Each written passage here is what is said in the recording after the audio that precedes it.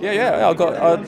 I moved there at the end of 2012, I think it was. I did an album pretty much straight away, and then I did a film score, and then I've just finished another album. So, I mean, I work from home, so yeah, I'm going to be working there all the time. We got here on Sunday, and it rained until this morning.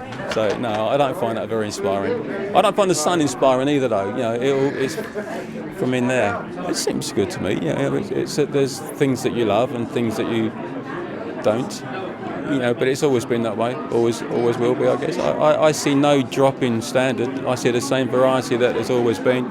Production quality is getting stronger and stronger, it seems to me, as time goes by. Sometimes that's stronger than the songwriting that's underneath it, but again, it's always been that way. You know, so I don't see any radical shift in one way or another, to be honest. There's always going to be people coming along that can write. Always. You know, there's a lot of people on the planet, and amongst some of them, they're going to be good songwriters.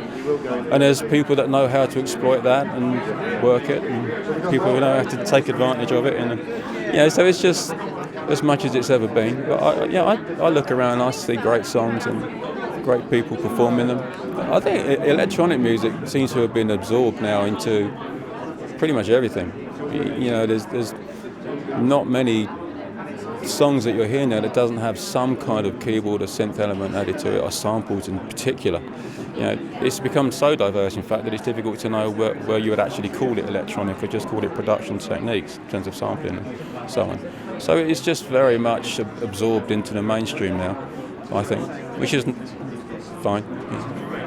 Well, if you're an electronic musician, then you're pretty much driven by technology. You know, that is the thing that gives you what you need. And so every year there are new things coming out, new software, new packages, it's just never ending. So that makes it, in a sense, it makes it easier for us, because we're just being fed things all the time with new sounds and new ways of working.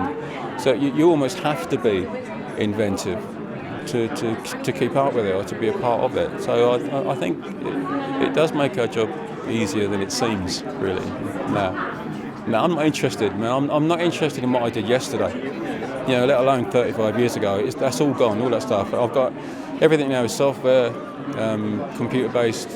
You know, I don't struggle to keep up with technology. I'm just constantly eager to see what's coming next, because that's been my whole life. I've just been with technology my whole life, as it applies to music anyway.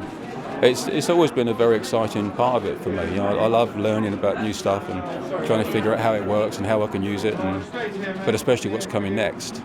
No, I did about half a dozen in the last couple of years. At the moment, I'm just concentrating on my album now, because that's ready, it's coming out.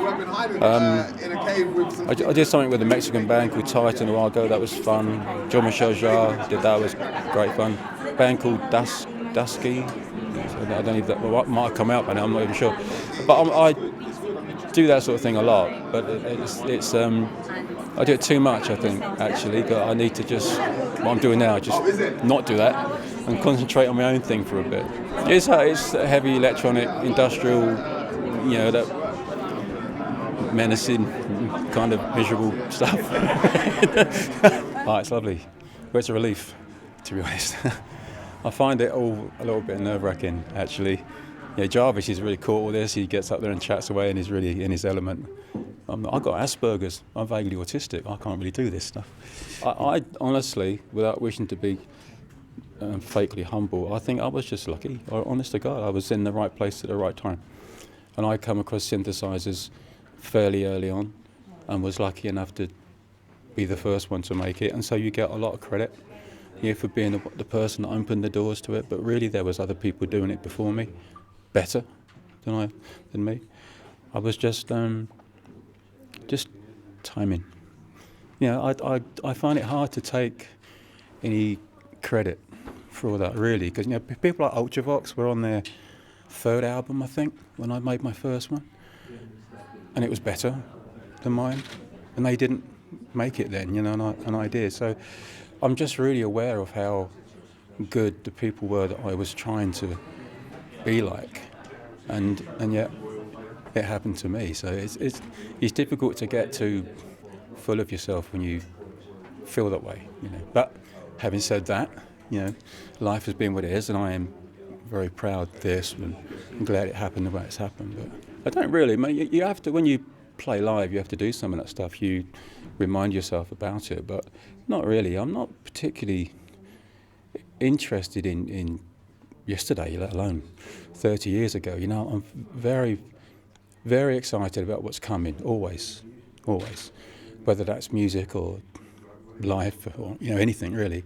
And I think it's my nature to be that way. So I don't look back on, don't listen to old music much. Don't look back and think, oh, if only, you know, whatever. Each one should be an improvement on the one before. And you should be able to learn from the one you did last time, but not to keep looking back, and certainly not to try to recreate it. And you think that was awful. I hate nostalgia and this sort of looking back to look forward kind of approach to it. I never got it. Well, life really, you know, life is full of challenges, no matter how old you are or how much you've done. You know, it's full of it. Yeah, there's I've got kids now. You know, there's a challenge. Constantly moving goalpost situation. You know, it's there, and not just in your own life, but you know, we've got Trump, and there's all these other things happening in the world which are frightening, and so you think about that, and all of these things bleed their way into what you're doing in one form or another. So, you know, life itself is just a never-ending source of inspiration. I think it has an effect on maybe not the songwriting itself, although it may do, but certainly on your attitude and how you deal with things and how you cope with the ups and downs that come along with it. I think it makes a big difference. I see it as an absolute advantage to you know, people that don't have it. I pity them because they don't have certain abilities that I have to disconnect emotionally from things I can, bad reviews, stuff like that. I just doesn't worry me. I'm blinkered, focused in where I'm going, and I think it gives. We have obsessive tendencies, but that's a very useful thing to have if you want to do this for a living. You know, so it gives more than it takes. Yeah, pretty much. That's going to be actually next year, I think, with the touring side of it. We're just really excited about that. It's been about 4 years. Yeah, 4 years since the last one. So it's been a while. Love it. Best part of it. Really is best part of it. And you're travelling the world. You're doing your shows every night. You know, people are going mad, and you're with your best friends in the band. Gemma comes with me. There's no bad side to it. It's absolutely brilliant fun, and I will miss it come the day it's over.